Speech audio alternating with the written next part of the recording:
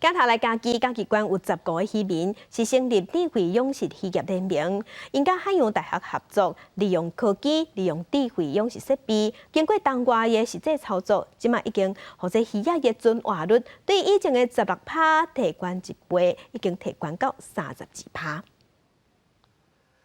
科技设备顶面显示气温的情况，渔民会当随时调整适当的水质。利用智慧设备的渔民讲，安尼唔若省时间，嘛增加鱼仔的收成。以咱红山来讲，较早我咧饲，比如讲我放1万尾，有可能收成的时阵，较一个5、6千尾左右尔。那我这会当提高到9千尾左右。以咱饲价来讲，100只200左右，拿来我的收益增加，就可以增加到所谓的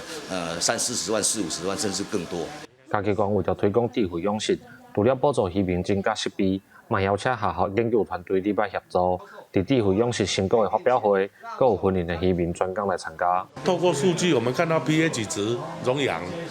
就可以去控制我们的养殖，决定，料我们饲料今天要不要喷，要喷多少，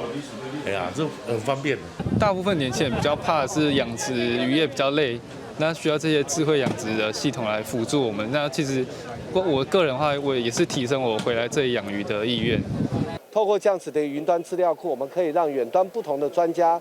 学研单位的学者和养殖户共同来参与，对于每一个养殖的物种和各方面可以达到更精准。家己关今年阁有编1800万的经费，要来补助渔民买食的设备。海洋大学水产养殖系嘛表示，透过科技设备的资料，用正确的方式来预防损失，希望会当把这个成果继续推广，替传统的养殖渔业带来进步。